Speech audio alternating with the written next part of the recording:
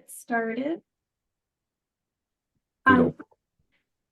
Welcome everybody to the Career Path Development PLN Professional Learning Network webinar series. We are so happy to have Karen Barto with us today. And we're very pleased that so many of you have joined us. Feel free to let us know who you are and where you're joining from in the chat. I'm actually going to turn things over to Linda Chu, who used to lead our webinar series, and we'll come back to do that. She's taking a bit of a break while she's teaching in Turkey to introduce Karen.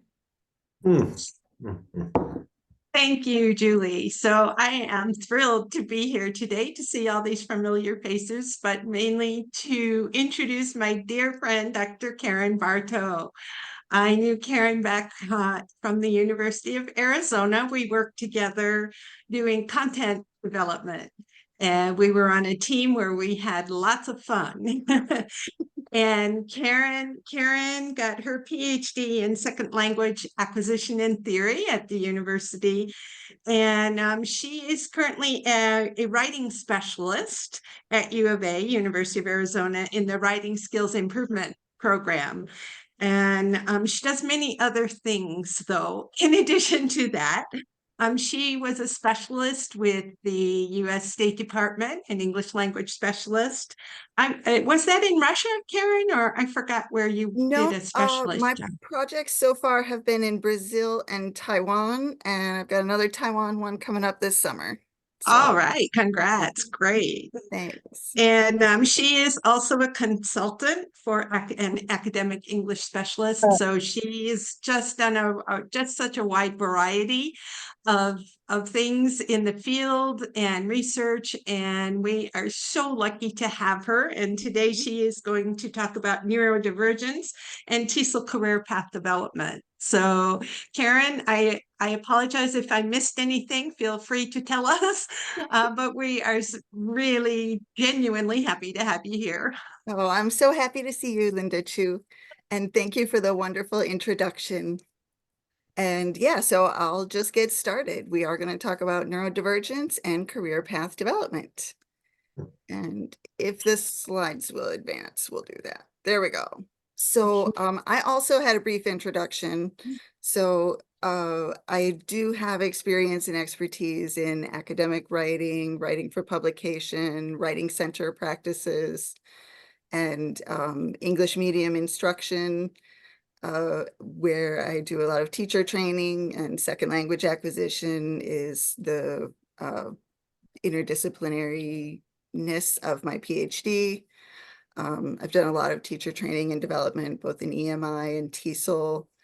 And my major areas of study in the past have been linguistics and psycholinguistics. So that really informs almost everything I do. And I also just have done a lot of second language teaching in both French and English, and curriculum design, a lot of curriculum design with Linda Chu. And trained in those areas as well. So my current areas of focus have been neurodivergence, as well as socio-emotional and trauma-sensitive pedagogy, and then also ethics in the use of artificial intelligence in education. And believe it or not, those all connect a bunch. But we won't get into that a lot today. As Linda mentioned, I am a writing specialist at the University of Arizona for the Writing Skills Improvement Program. And I'm an English language specialist with the U.S. State Department, Taiwan coming up this summer. And I'm a member of the TESOL Career Path Development Leadership Team, thanks to Linda Chu, Liz England, for both kind of pulling me into the group. And it's been a wonderful experience working with everyone here so far. So just a little overview. We're going to talk today a little bit about neurodivergence and disability, and then talk about some different ways that neurodivergence can impact career path development, and give a few suggestions for navigating and accommodating neurodivergence. And I'll say right now that one of the areas that I didn't write on the slides because I forgot to, is that perfectionism is really common among neurodivergent folks. It's a way of masking. And I decided not to be quite as perfectionist as usual for this presentation on purpose. So hopefully it's still going to flow and make sense, but there are a few areas where I know I forgot to say some things, or I didn't organize it quite like perfectly yet. So bear with me and ask questions. So let's begin by kind of defining neurodivergence or neurodiversity. As a linguist who is not prescriptive in theory, but still has, I don't know, like preferences. I personally tend to use the term neurodivergence for what I'm going to be talking about today, but you'll see neurodiversity and neurodivergence used almost synonymously, if not exactly synonymously a lot of the time. So I'm putting both out there. So the Cleveland Clinic, one of the premier medical institutions in the US, calls neurodivergence a non-medical term that describes people whose brains develop differently or work differently for some reason. And different than what? Different than some believed in norm that may not be real. A definition that I prefer does come from psychological assessment, and that is called the spiky profile. So if you think about doing a whole battery of cognitive testing in a wide variety of skills and areas, folks that we term to be neurotypical usually fall within a band somewhere, like either maybe they're kind of below average for all the populations that we've ever tested in like pretty much everything they do, or they fall in the average, or they're above average. Neurodivergent folks tend to have scores that actually deviate more than 2 standard deviations from each other in different areas on that same spectrum.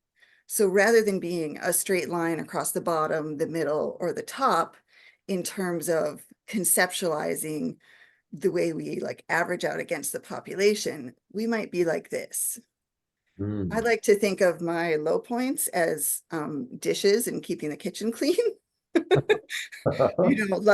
Like I can help you write a book and I can do it really, really well. But do not look at my kitchen if you want to be inspired by like confidence in my abilities, right? So that spiky profile, we can have like very strong skills in some areas and like really struggle in other areas that people think are very easy things to do or shouldn't be a problem, or you just need to work a little harder at. But, I'm 47, made it through, PhD and like multiple master's degrees, have done a lot of things. I feel like if I was going to get better at the kitchen, I would have done it by now. But it just, some things just don't come. So here's just a little graphic by Lisa McAfee, an autistic advocate herself. And she uses the term neurodiversity more than neurodivergence. But she just makes the point that neurodiversity is like an umbrella term, and she's not the only one to make this point. But so we see a wide range of, you can call them conditions or neurotypes under that umbrella. Probably the first few that people think of are usually autism, ADHD. I think particularly relevant to our profession is, dyslexia and dysgraphia, those writing difficulties and reading difficulties.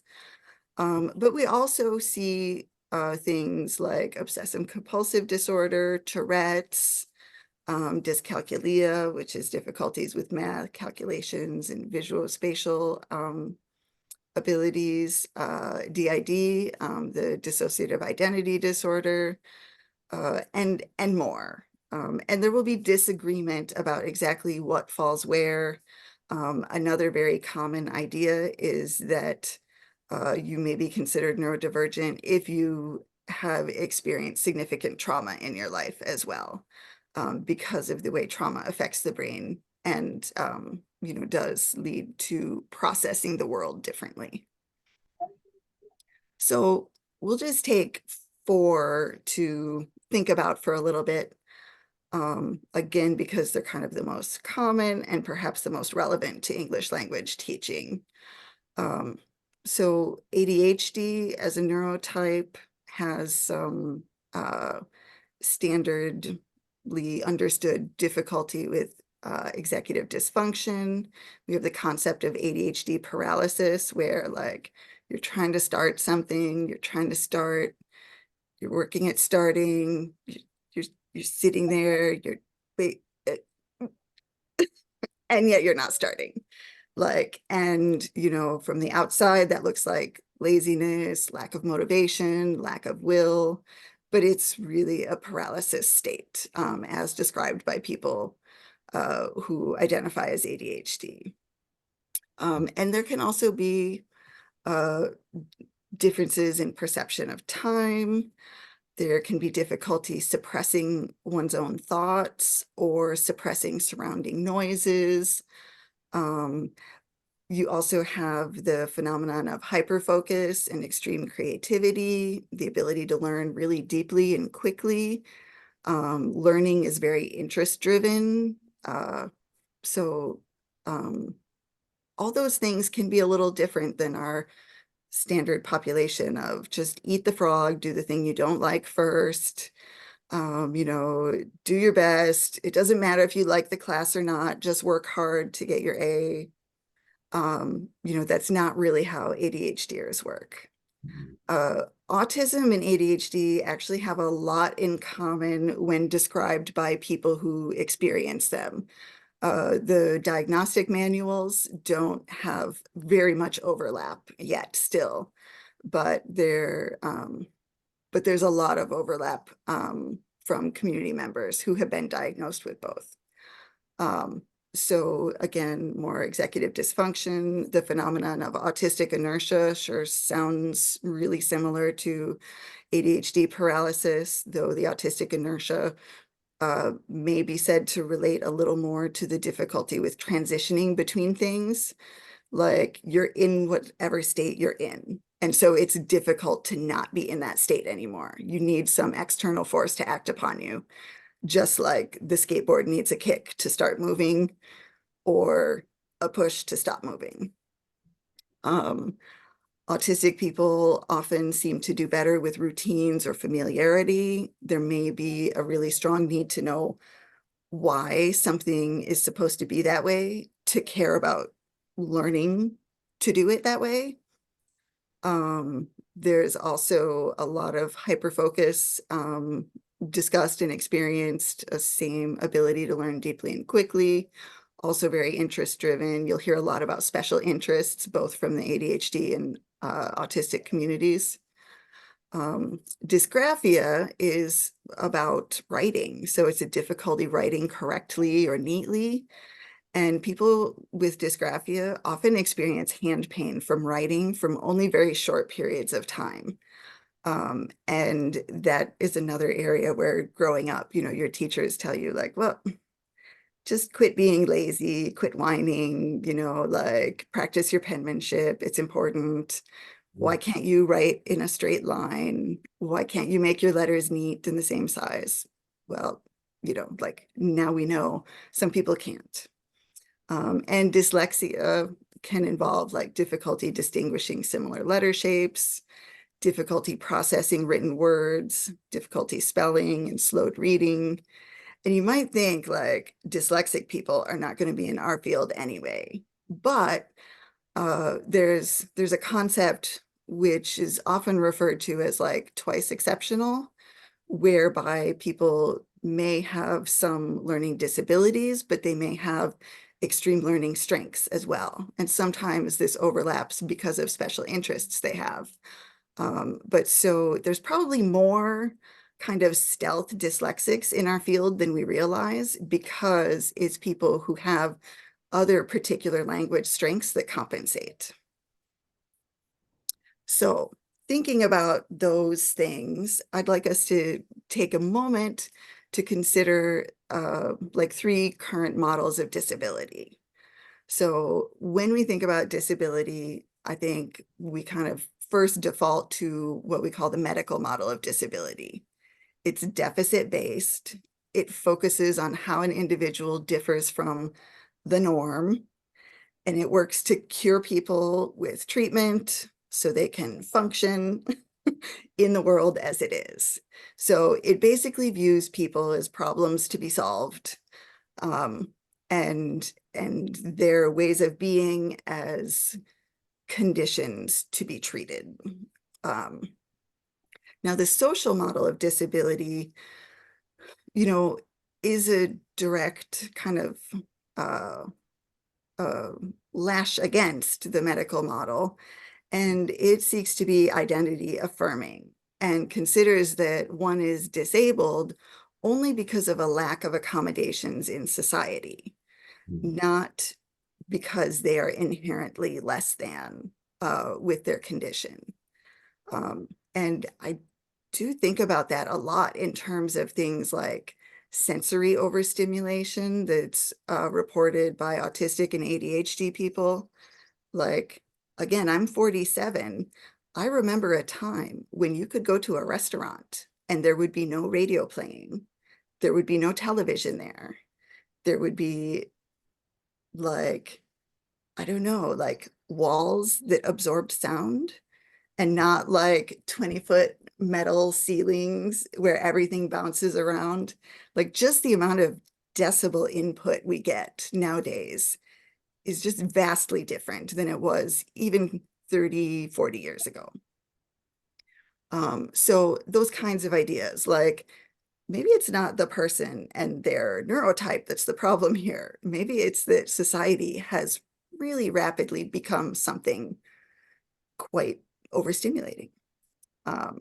Now, there's a third model, which is a little more recent, and that is the one that talks a lot about that spiky profile, and that is called the biopsychosocial model. That is also an identity affirming model, but it takes into account that both biological and psychological factors do show that the individual is not disabled, but the environment is disabling. But it does acknowledge a little more like physical realities of a disability.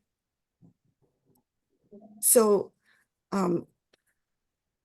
yeah, so like, I just want you to think for a moment for yourselves, like in the spheres that you operate in, are certain forms of neurodivergence like ADHD or autism or dyslexia, are they kind of viewed more in the medical way, like they're a condition we need to treat, more in the social way, like, you know, dyslexic pride, or more in the biopsychosocial model where it's like, oh, you know, I experienced some difficulties because you can't do anything in our societies without reading all the time.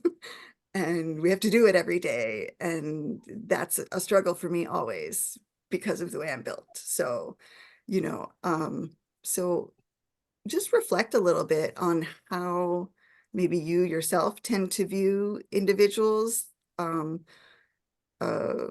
you know to be neurodivergent, or when you think about these neurotypes in general, like how do you view them? If they're even acknowledged at all. Like there are still places that say ADHD does not exist. And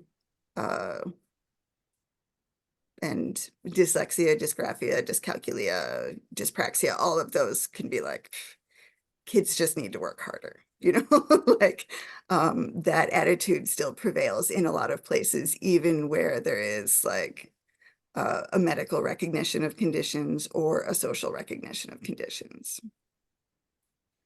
So thinking about those, you know, disability types, and kind of some general information there about a few different neurotypes. I've collated just kind of some common strengths that are reported across many different types of neurodivergence. And probably like the most common one is that ability to hyperfixate or hyperfocus. And this ability comes out when people are given autonomy to choose their projects, to choose their topics, to choose the skills they're developing, etc. There's extremely high productivity during hyperfocus when individuals are allowed to follow their own natural patterns of hyperfocus and rest. So that's a real challenge in our neurotypical world of you're supposed to work 8 hours a day. And on Tuesday, you do literally what would normally be 30 hours worth of work in the morning. And then you're exhausted. You need to rest for a day and a half. But your employer, your colleague says, what are you doing slacking off now? And you're like, look at what I just did. And they're like, yeah, but the clock. And another common occurrence, in fact, is that neurodivergent folks with this ability to hyperfocus and achieve that very high productivity during hyperfocus become typified as like having that high productivity, and that becomes the standard they're expected to meet, rather than being allowed a fallow period or even a normal like period. Another common neurodivergent strength is the ability to connect what seem to be unrelated ideas. And that connects a lot to just general, quick, critical, and creative thinking. And those can both be achieved when the person is taken seriously in those unrelated ideas and given a chance to explain how they actually connect. And you can see a very big difference in general attitudes from coworkers, colleagues, employees, students, who have this ability and who have been listened to and who have not been listened to. So if you have someone who every so often you see like a glimmer of really interesting thought from, but most of the time they're quiet, they may have been told a lot to stop being ridiculous when they first say their creative idea. And it's also really fundamental that the environments that they're working in not be too overstimulating, and the schedule too needs to not be too overstimulating. Once overstimulated, it leads to a lot of shutdown. So some common neurodivergent challenges, again, these are not like 100%, but they're reported by many people who identify with these different neurotypes, are like executive dysfunction. So when we think about teaching in our world today, got multiple grade books, often multiple learning management systems, different calendars you have to keep track of. You've got your assignments to grade, maybe from, you know, literal hundreds of students, or maybe from 6 different class preps. You have the different classes to teach, you have the different meetings to attend. So there's just a lot to keep track of. And that's really challenging to balance with a brain that's trying to hyper-focus on something it's really interested in. Like it needs to use its resources in that interesting place. And unless like time management and organization happens to be a hyper-focus, this is going to be really hard. So again, there's this difficulty maintaining a routine or achieving kind of modern time management.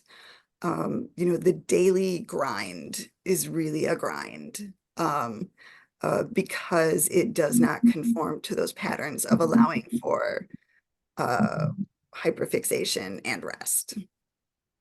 There has been reported a strong difficulty initiating tasks and transitioning between tasks. And it takes time to do both of those things. And so that's another area where You might look over at your colleague and be like, "Oh, they've been sitting at the desk for like an hour. We were supposed to talk about this thing and they're still just sitting there." And you might feel frustrated, but that's part of their work time. That hour to get started has to come from somewhere. And so if you don't see it in your colleague, your employee, your student, that means they're doing it somewhere else. And that means they're working 10, 20 hours a week more than the other people who are not neurodivergent in their flavor. And we call, basically this whole situation a dynamic disability. So some days will be like highly focused, highly productive, just on fire. And then other days, really foggy and unproductive and sluggish and quiet. And it's just very common to have these cyclical patterns of lower and higher productivity, which in fact are probably just very human and normal. But our society has really structured everything, including, early childhood education, all the way up to adults in the workplace, to try to do that Henry Ford model of productivity since industrialization. And many people can do that because they don't care that much. They're not needing their interest to drive them to do that thing. They're just doing that thing they got to do, and then they go home and do what's interesting to them, and it's fine. But for neurodivergent folks who need that interest to get and stay motivated as like the external stimulus to move them through patterns of inertia, that's very difficult to just maintain a set routine. It means you never get into hyperfocus, which means you never fully motivate yourself, which means you're using increasing amounts of cognitive and emotional energy just to do those basic tasks. And that's how you end up with people who seem very smart, but also just don't seem to do anything. So neurodivergent folks do spend their lifetimes being criticized and shamed for a lot of the difficulties they experience in our modern society, like those difficulties initiating or transitioning between tasks, the time management, the organization, things like reading, watching videos, taking effective notes during meetings, professional development. Oh my God, I had to do I'm going to sound so dramatic. I had to do a professional development that was, not net neutrality, but the European one. It was about the internet regulations in the European Union a couple of years ago. And I felt like I was just going to die. Like, it was like a 40-minute training. It was an online module. It was self-paced, asynchronous, easy, like so easy. It was so hard for me to do because I was so bored, just bored. That is not something I'm interested in. It was very difficult, but I had to do it for my professional training, like has to be done. And they made the videos, the kind that you can't speed up or slow down. You can't read the transcript instead of watching the video. You have to watch them unfold these slow, boring sentences. Oh, so terrible. Yeah. And there's a lot of criticism too for folks who question rules and instructions or misinterpret rules and instructions. And a lot of the time, others really have the impression that those people are being willfully stubborn, willfully ignorant, as it were. But oftentimes there's a genuine misunderstanding because a lot of what we do in modern society is not logical. And if you are genuinely thinking critically and logically all the time, and then the people around you are like, well, of course it's natural that we work 8 hours a day. When we have multiple studies from the scientific community spanning over decades that indicate that humans actually cannot be productive more than 3 to 4 hours per day. Of course, this is logical. Why would you question it? That's like every day, everything you do. Like you're just constantly being gaslit for thinking. So people get criticized a lot for pointing out the inconsistencies of our society. And then on the other side, neurodivergent folks are often both disbelieved and pathologized. So you either get like, oh, ADHD is just made up anyway. You just need more self-discipline. Or you're told, whoa, you better get on meds right away because we need you to be productive. And I can't have you staring out the window and looking at butterflies. You've got a project to finish, you know. And in fact, there's, you know, an even kind of harder side to neurodivergence. People with certain neurodivergent diagnoses within that medical model and framework have in fact been disqualified from immigration to certain countries because those countries assume that those people are going to be a burden on the healthcare system, or they're not going to be productive employees in the system or productive entrepreneurs in the system. People have been denied autonomous decision-making for their own healthcare, especially surrounding gender-affirming care in more recent years, being told that their own experiences of gender are just wrong, that they're not actually able themselves to know who they are and what they need. And in some cases, for some conditions, in some countries, if you have certain diagnoses, you may be involuntarily drugged with antipsychotics. You may be committed to psychiatric institutions. Pretty scary stuff. And that's still true today. Like that's when I began researching all this, I thought that was like, you know, 50 years ago. It's still happening in certain places today. And then there's just practical stuff, like different countries have different laws surrounding common medical medications for conditions like ADHD. So international professionals face some extra challenges when they have to travel or move to different countries for work. They may not have access to basic medication that's needed to manage society today. So with that in mind, I say this in a few places. Even if it's not like the most logical places to say it all the time. But it's very important to be affirming to people about their identities and their, you know, selves, conditions, however you want to think of it. But we must never ask anyone to self-identify, both out of respect, because they'll talk about it when they want to talk about it, but also for their own safety. Depending on the places they're in, the countries they live in and work in, and the work situations they're in, they may not be safe to self-identify or to be outed, as it were. And so I'd like to give you kind of like two like frameworks for thinking about the way neurodivergent folks can experience critique and compassion. So rejection sensitivity dysphoria is a thing that is not a medical condition, but it is a phenomenon that is reported to be experienced by many people who identify as neurodivergent in one way or another. And there are some theories that this is because of a medical, biological, psychological predisposition.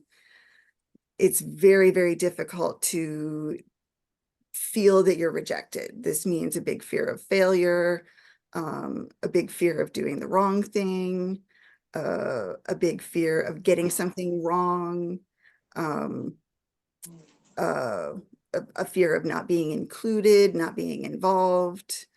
And so maybe it's this predisposition. There are definitely difficulties with emotional regulation attested by neurodivergent folks. Now, whether that's because of the societies that people are trying to live in, or whether that's actually like an inherent trait, we can't tease that out right now. But definitely increased amounts of criticism over a lifetime could certainly make perceived criticism in general more difficult to endure, and they also lead to stronger self-criticism. If you consider that as a kid, you are corrected and chastised anywhere from 30 to 70% more than the average kid. Basically for thinking the way you think and trying to do what your body and mind and heart tell you you should do. Of course, you're going to internalize that. So Milton, an autistic researcher from England, uh, was the first to publish about what he calls the double empathy problem. And he acknowledges that there were other researchers thinking in this way and talking about these things at the time. But he's really who most people cite for it when you're thinking about it. And that's specific to the autistic community, the phenomenon whereby autistic people are expected to understand and conform to neurotypical norms of behavior and communication. And there are a lot of stereotypes of autistic people being extremely rigid, inflexible, unable to empathize, unable to understand what normal people are doing, thinking, expecting.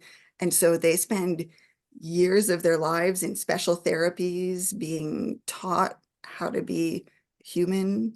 Like literally, that's what one of the earliest autism researchers said. That was Mr. Asperger, said that autistic people are not fully human until you train them with behaviorist techniques to become human. But for some reason, our society has not been expected to learn about autistic norms, autistic understandings, only enough to medicalize and then train them to be normal. And I think this applies very heavily to most forms of neurodivergence and probably to most disabilities in society. So it is interesting that, you know, the population that is ostensibly flexible and free thinking and logical and normal has so much trouble even trying to understand different approaches, different, you know, possible meanings for no eye contact or fidgeting while you're listening, etc. So, wow, all of that, that's a lot, right? So what does that do to career path development? Well, on the rough side, you may see folks changing jobs like really often. Sometimes that's due to a need for novelty. Again, that interest-driven motivator. Other times it's because they're frequently fired for not conforming to neurotypical standards. Oh, we really like your teaching, but you're just not, you know, submitting your grades in a timely enough manner. Or you may see folks being like stuck in one particular job for a long time. And that can be due to difficulty managing the job search because of the autistic inertia or the ADHD paralysis, or the difficulty in doing all the extra reading it takes to apply for jobs for dyslexic folks. And that can also be a big challenge because of the rejection sensitivity. So you may see kind of those two like extremes.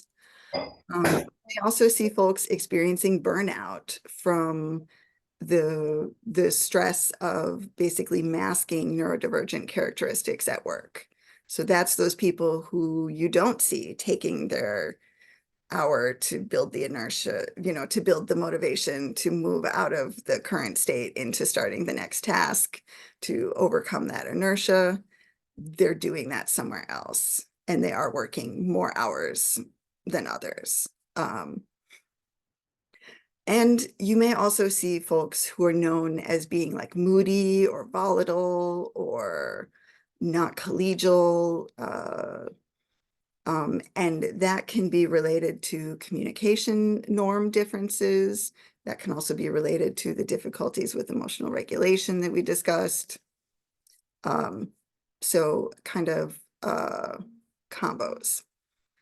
However, other patterns that you'll see in neurodivergent career path development involve folks who do advance highly. They're known as problem solvers, creatives, deep thinkers, extremely knowledgeable and skilled in many areas, or in one particular area. Like basically you discover that, oh, you know, your department head, their special interest is physics, and that's why they're the department head of the physics department, you know.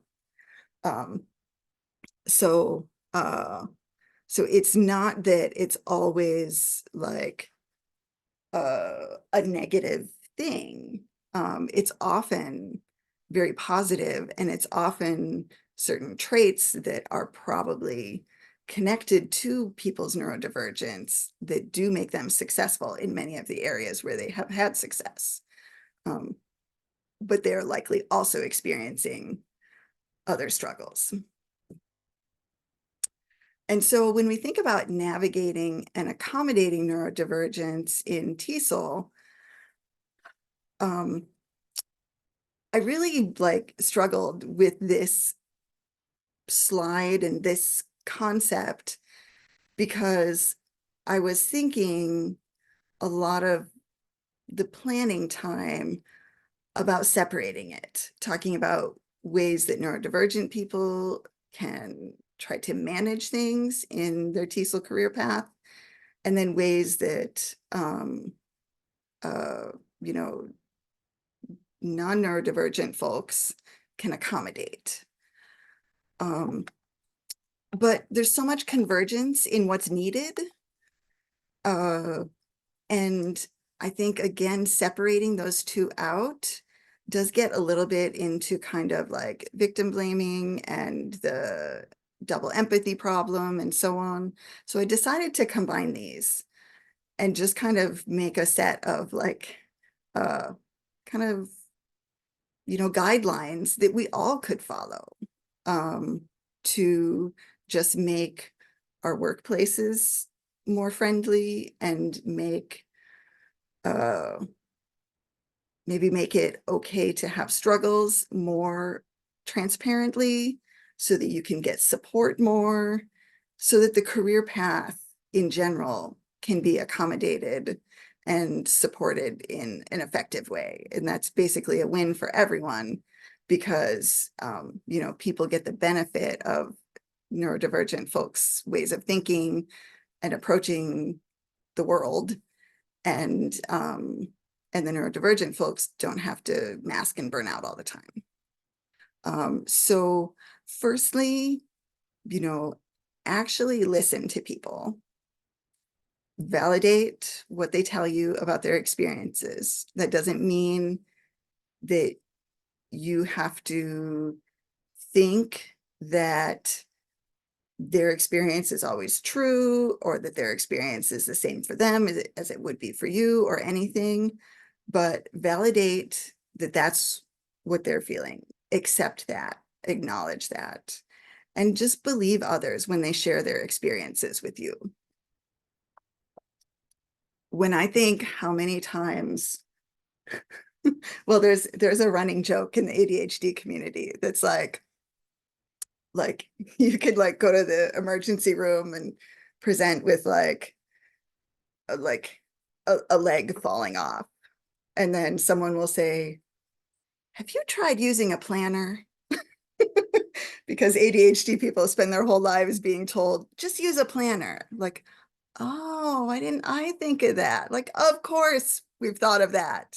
You know, like we've had more planners than there are ants in the world, you know, like, no, like it's crazy. So listen to people, believe them when they talk about their struggles and their strengths both. And in general, just use compassion when working with others. You know, when your colleagues don't do something right away, when your employees don't do what you expected, rather than immediately reacting with, oh, I can't believe they didn't do it again, or what's wrong with you? Why didn't you do this? Or maybe you wouldn't be that direct and overt, but maybe you still have like a passive aggressive approach of like, oh, I'm just wondering if you have that file for me yet. Like, no, don't do that. Say, oh, hey, I was going to start working with that file soon. Is it going to be possible to have it ready, or can I help in any way to get it ready? Like, you don't know what they're going through. And maybe somebody is struggling and it's not related to neurodivergence at all. But if they're still struggling, why not be compassionate? Why not be supportive? It just makes the whole team better, makes all the processes better. And model self-compassion as well when you struggle. I think that's one of the biggest challenges, is that in a lot of our societies, we're not supposed to like brag about ourselves, for sure. Like, don't say openly positive things about yourself. Good Lord, who do you think you are? Are you arrogant? What are you doing on your high horse?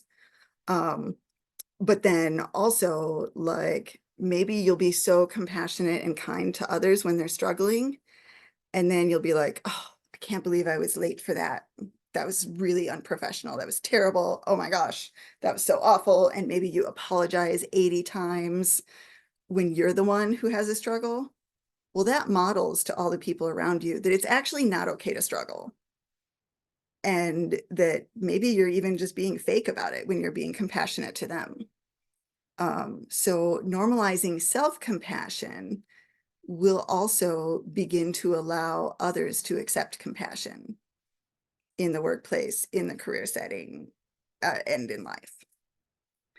And for just the acknowledgement that, like, maybe we are still thinking really differently, though. Maybe we're having very different experiences. I actually really like to apply principles of intercultural competence and communication to thinking about communication between folks of different neurodivergence types and neurotypical folks, because they apply. From a cognitive perspective, there's the idea of cultural self-awareness. So this may be beginning to understand, oh, wow, I do belong to neurotypical culture. And I do have expectations and beliefs that really I don't question. I just believe them and I act upon them. So when my colleague doesn't make eye contact when we talk, I think they're being rude. I think they're disinterested. Like, I just think that about them. I don't even try to go further.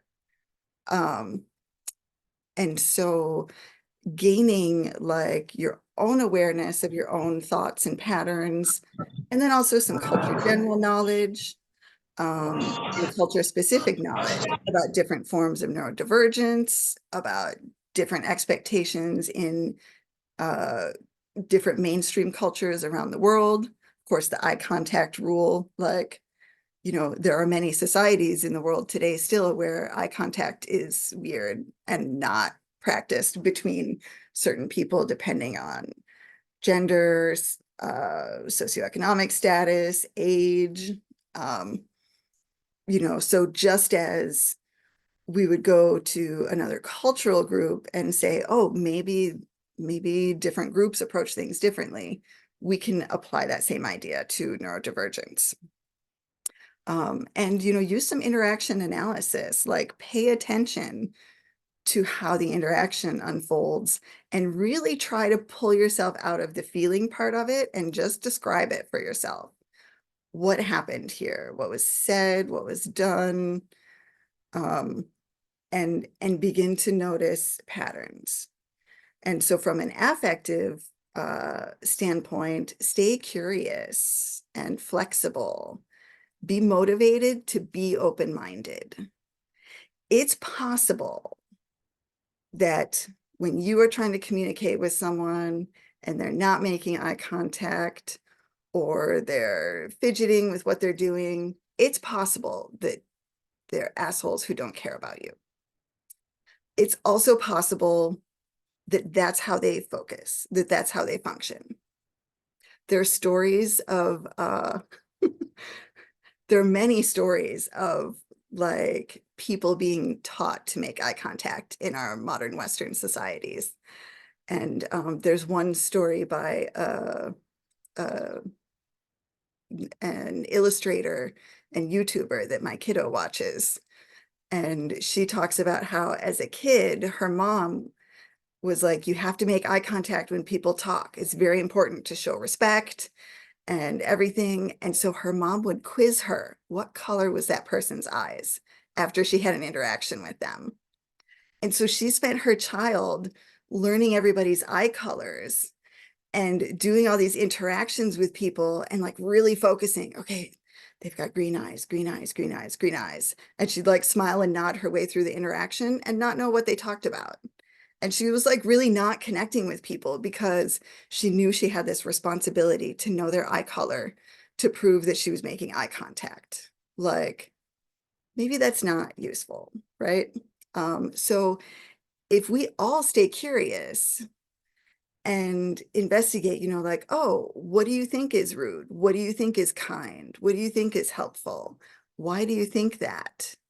Then maybe some neurodivergent folks can understand when you're just trying to be actually helpful.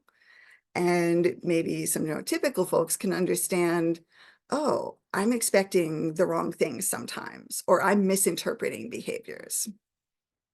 And it's, you know, from that behavioral side, just in general, working to build relationships all the time is so helpful, because if you already have some modicum of trust established and all parties already have the feeling that in general, you want good things for each other, then when you have conflicts, when you have mismatches and misunderstandings, it's going to be easier to communicate about them, work through them, show empathy and understanding.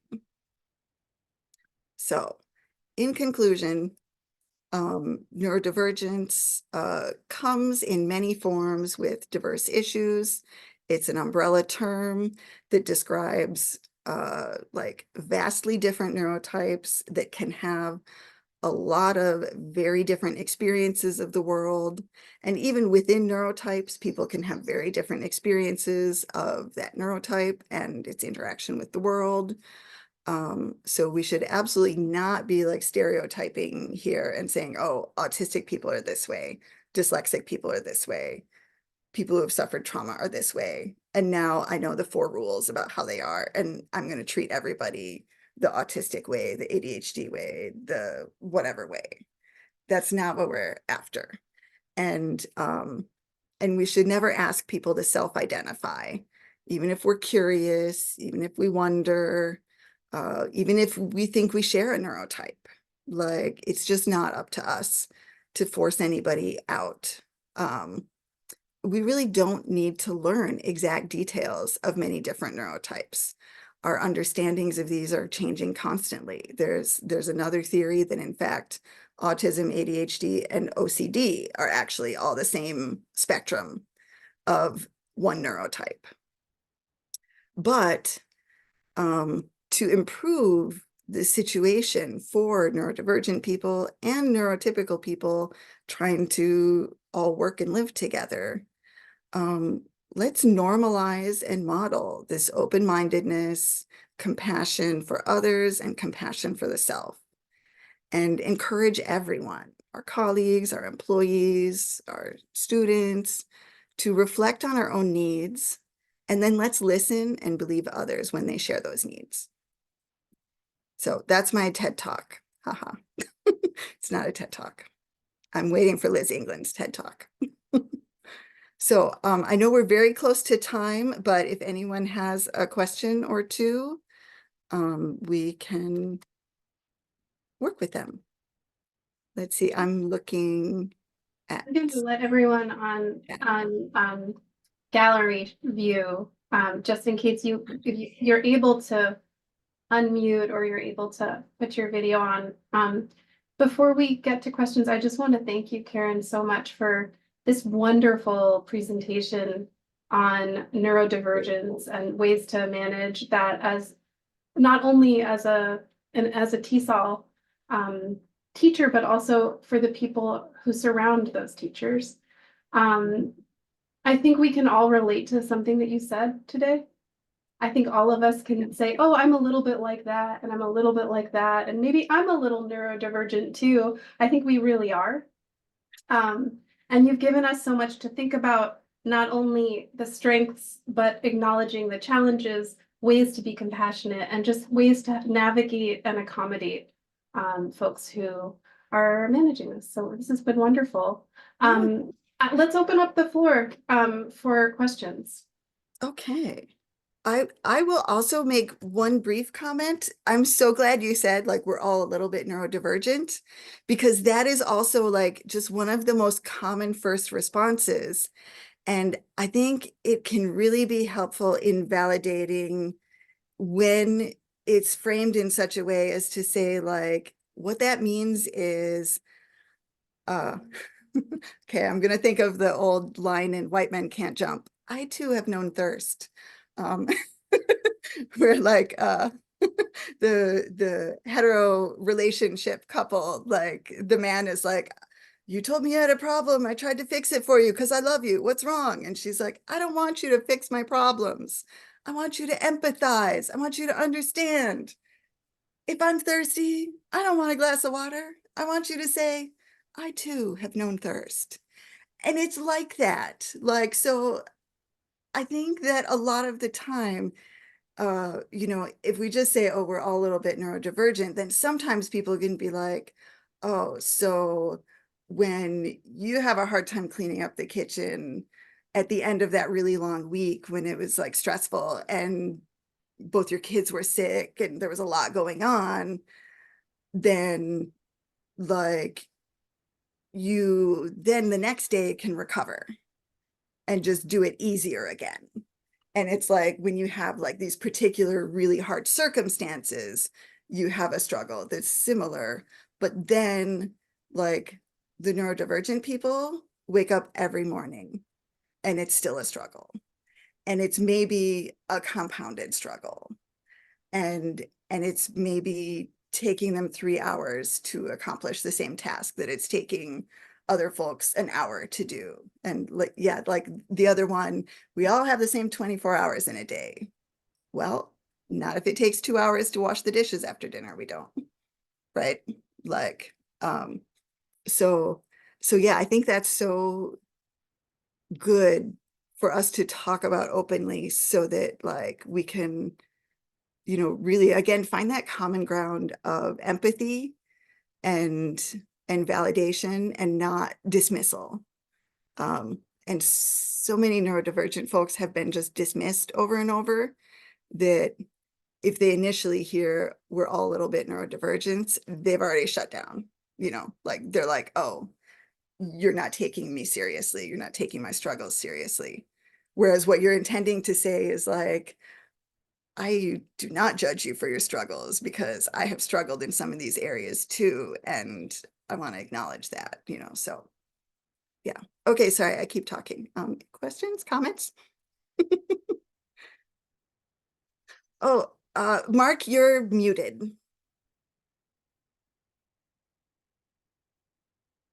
Let's see, can we unmute you? I can't unmute. Yeah. Oh, there you go. No, I have a comment because, well, I've been a certain way my whole life. I was a very unusual little boy, became an elementary teacher, and I think all new teachers should see a TED Talk like this. I think it's extremely important. For some reason, I became very highly tuned into autistic children because they were very rare when I was young. By the time I was teaching 8th grade in the late 90s, I started spotting it all around me everywhere. And the counselors and people all thought I was crazy. You know, what was I thinking about these students? But really, in reality, I think I was just identifying with them. And Right. But I think that what your talk you gave was excellent. And once again, I wish all young teachers could understand all of this better. Oh, thanks so much. It's so, hey, everybody, Mr. Rob here was my middle school teacher. I remember reading books for pizza Oh yeah, I've got pictures of you too. I do have your old pictures. Stacked up books in front of you. I interviewed every single book you kids read. That's so, yeah, we had a good time. Yes. I was an oddball, but I loved it. That's, I think that's the only way to be. Thank you so much. Oh. Any other thoughts or questions? Oh, Nashwa, you're here too. Yay. I'm just seeing everybody who was here. We have a The nice question thing from was I could Maya. get up and walk all around. Yeah, no, it's good. Move. Yeah. Yeah. We have a question from Fayez. He's raised his hand. Oh, great. Fayez, let's hear your question. Thank you so much for this wonderful talk. I joined late, but I think I caught the essence, what you were planning to say. My question is that, would you like to recommend some publications, some books about that so that we can know more about it? That is a great question. And that was one of the perfectionist things that I let go a little bit. What I will try to do is compile a little resource list and post it to my personal Facebook and to TESOL CPD. But the one comment I'll make is that it can still be quite challenging to find very many books that are not published from that medical model of disability perspective. And it's still quite a challenge to find, peer-reviewed research that's not from the medical model as well. So I do have in the presentation, which I'll also share in both those places, I do have linked out a few sources that are not necessarily peer-reviewed, but they are neurodivergent or neurodiversity affirming. And so they are written from the perspective of people who identify and, oh, thanks, Liz. That's a great idea. Okay. Yeah, so what I really recommend is if you're a social media bug, hop on social media and start following neurodivergent creators who are telling their own stories. And there are more and more every day. My kiddo, like now, it's just like a joke among us. I'll say, so I was reading this autistic creator today and they're like, which one? Haha, out of the hundreds, which you now report to me about all the time. But I'm learning so much this way by just like hearing people's own true experiences. Oh, Sam, thank you. We will put that on the list. Samantha Kawakami says that her friends just published a book called Barrier-Free Instructions in Japan, and it's recommendations for teachers at all levels of schooling. Oh, that's great. So yeah, the first thing I would do is start to follow some neurodivergent creators. If you're not into social media, then you can also sign up for a few email newsletters and get, daily or weekly newsletters to read. And there are a few books. Dr. Devin Price is an autistic psychologist and like professor of practice who writes a lot about like his experience as an autistic person. And yeah, I'll make a list of the few. Fergus Murray is an amazing autistic educator and practitioner and creator in England. Yeah, I'll make a list. Anybody, Thank you so feel much. free to nag Thank me you so later much. for it. That was the point. Sorry. Go ahead, That was the point of my question, that we see this topic so rare being discussed and being published about. Thanks a lot. Yeah. Thank you so much for coming. We have a question from Judith Agueno here, our soon-to-be co-leader for the CPD PLN with Karen. Yay. Thank you. Great to hear. That was beautiful, Karen. Oh, thank you, Learned Judith. Now I'm just in this field of study. I wonder where, I don't know whether there's a difference or where is the linkage between personality types, temperaments, and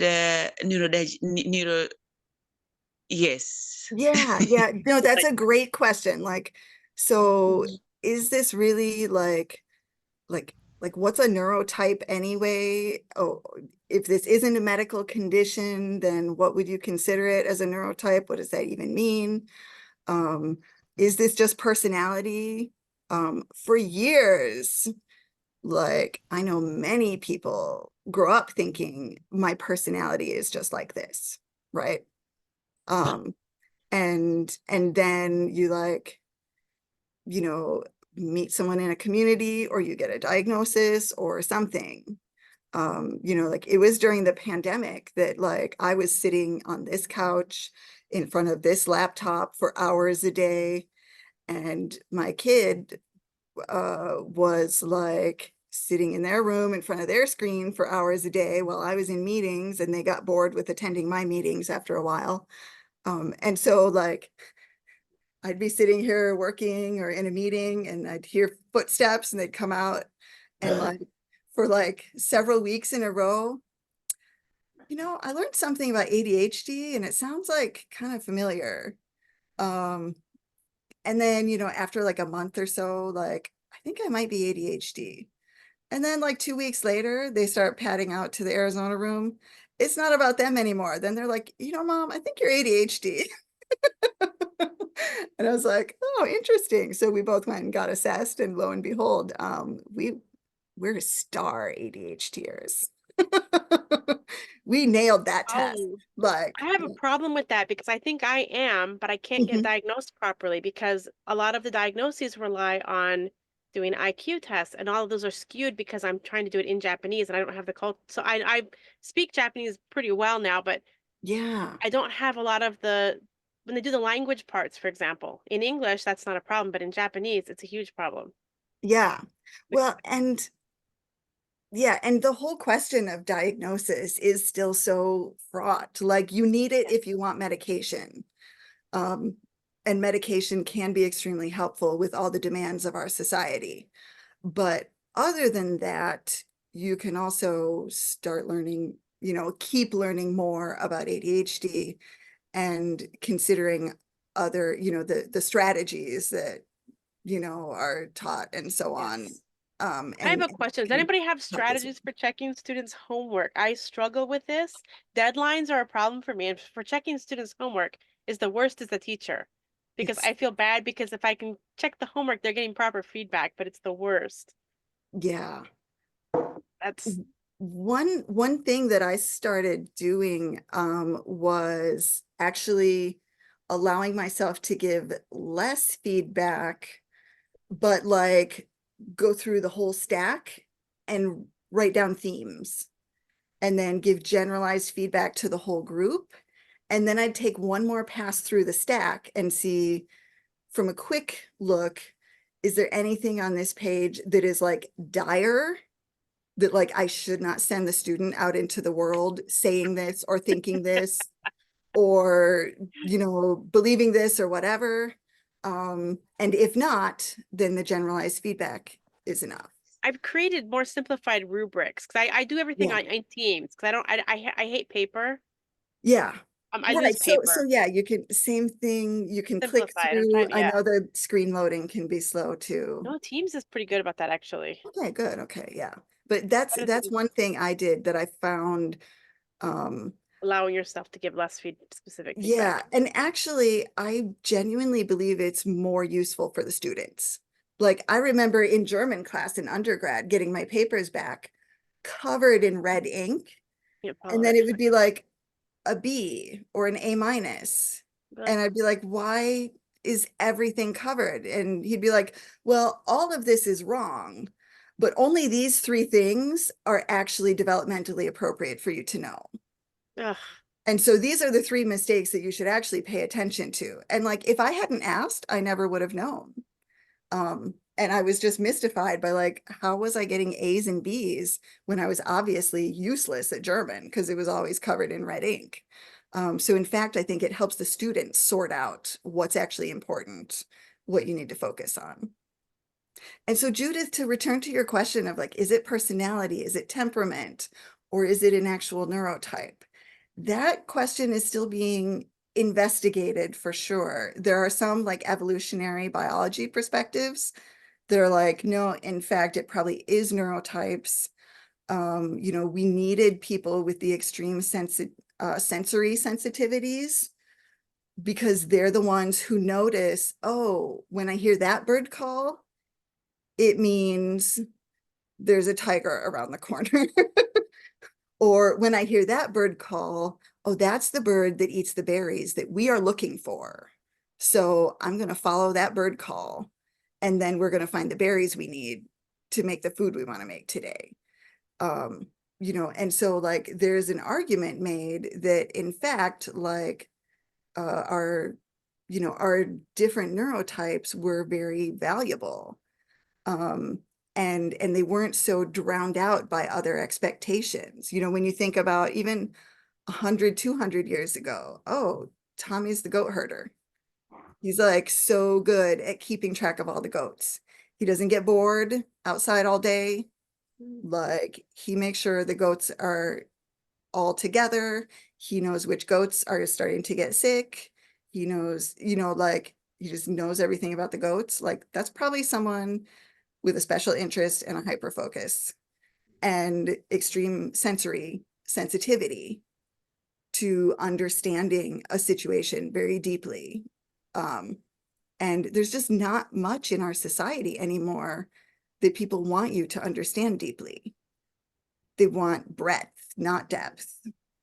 And they want flexibility, constant change, constant updating, not depth. Again, so really like the fact that these are even disabilities, I think is quite new in the span of humanity. So I don't know the answer, Judith. Is it personality? Is it temperament? Is it an actual neurotype? But I know that there are some scientists who believe that it's really a neurotype. And in that same vein, there's debate about some of this research, but there is something like 40% more brain activity in an autistic brain at rest than in a non-autistic brain at rest. So basically like, you know, like maybe when two people are sitting on a couch resting, one of them is still solving the world's problems the entire time and is not actually resting, you know, like the brain is so active. And there's a theory that that may be a developmental issue, that neurotypical people like prune their synapses as they develop. And so they stop attending to so much. That's why they have less sensory sensitivity. And that's why they don't process so much detail. That's also why they don't have a strong pattern recognition skill, because they're not siphoning through the amount of detail. Like, you know, like under this theory, you could see, you know, the neurodivergent group is kind of like the the large language models of today, you know, like they're taking all the data and they're sifting through all of it and they're categorizing it all and organizing it all. And to you, it looks like they're just staring out the window. And you're wondering like why they haven't signed the form yet, but they're like integrating that, oh my gosh, you know, in ancient China, forms were not signed like this, you know, like when did we begin signing forms in societies? When did the signature, the written word, become more valuable than the spoken word? You know, like it's different. It's a different way to process everything. And so it seems unlikely to me that that's really just personality differences, when we do see how much it does seem to be related to like really kind of still this shared different approach to thought, you know. But that's like my gut feeling, you know. which I'm learning to trust again. I was raised a scientist, so spent a lot of years saying you're not supposed to listen to your gut. Do an experiment, then you'll know. I'm trying to listen to the gut again too, because I think they are both very important. I just want to jump in. We have such a dedicated group, so we can continue with question and answer. I'm going to stop the recording in a moment. And I just want to take a few minutes to highlight the leadership team for the Career Path Development PLN who's here, because it takes a lot to make these webinars happen, and there are many people involved, one of whom could not attend because her electricity was cut out. So Lucia is our webinar coordinator. The one and who she- organized all this. And Oh, just a big public thanks to her for all of the work that she's done to keep the webinar program going. We have, of course, Karen is on our leadership team, our beloved presenter. We have Judith here. We have Lynn, who's in the background, attending another meeting, but also doing a bunch of stuff to help this one run. We have Linda Chu, who has taken a bit of a break, but is coming back to us soon when she returns from Turkey. And then, of course, we have Damon Anderson, who's our emeritus from the leadership team, and as well Liz England. And I just wanted to give Liz she's the co-founder and the emeritus leader of the group. And I just want to give you a few words to close us out. And then we can continue with the questions, but this is just a chance to highlight you and all the work that you've done. Oh, thank you, Julie. Karen, Barto, thank you so much. I learned so much today. I'm just really happy to be here. I had a burning question, and I invite us to consider this a closing as well as something to carry with us. You know, we all leave these webinars sort of with an idea of something we're going to do a little different. And no matter where we are on our career paths, I'm semi-retired. I'm trying something that I learned today. Do you think, Karen, Barto, and everyone, this is just sort of a general question, that it takes an ND teacher to teach an ND student? Is that a better match than if you're not identified as ND? I don't know. I mean, I'm sort of thinking of myself, students that I've bonded with over the years, and there's something that connects you, you know, and I don't know what it is, but I wonder what your thoughts are on that, because it's career path development. Thank you so much. It's been we're over time, and thank you, Julie. I'm going to stop now. Wonderful to see everyone. I think I counted 12 countries. Yay. Oh, thank you for that question, Liz. That's an amazing one. And I think that question has been studied for a lot of different, I guess, identities, if you will. You know, like, should LGBTQ kids be taught by LGBTQ teachers? Should Black kids be taught by Black teachers? Should women be taught by other women? You know, and I think that we see, you know, some work in the literature that says it can be really helpful because you begin to see role models of people like you. I know that as a single parent, you know, like, my career path was very positively impacted by meeting other single parent academics online, because in my personal sphere, I didn't have any other single parent academic role models. Everyone I saw was doing stuff, you know, like with a partner helping here, you know, family in town helping there, all this stuff. And I was like, well, I don't have that, so I must not be able to do these things. And when I started seeing other people and learning about how they were approaching it and stuff, I was like, oh, I can do this. So on the one hand, like, I think that kind of like mentorship, role modeling, and the kind of empathy that can exist between people with shared, like, ways of experiencing the world is really valuable. But I think also that can risk a little bit of siloing. Yeah. And it can also, again, take the responsibility away from people in majority groups, because then they're like, oh, well, I'm neurotypical, I don't teach neurodivergent kids. I see. You know, like, that's not up to me. I can't relate to that. I can't know about that.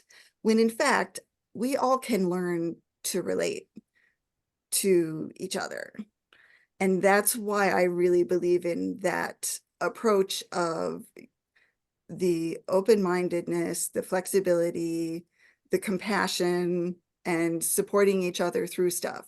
And that means sometimes in places where we really just want to call somebody out for not being woke enough, we probably shouldn't do that either. We should probably support them through the struggle they're having and try to empathize with them and meet them in the middle and communicate to reach a shared ground.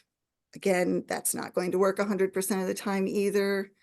And sometimes the people in the non-dominant group are already struggling too much to do that work. So we need allies for everybody everywhere, basically. Yeah. But I think that we would all just be missing out on so much. Mhm. Like, you know, if we siloed like that. And there's just huge numbers of people who are neurodivergent and don't know it too.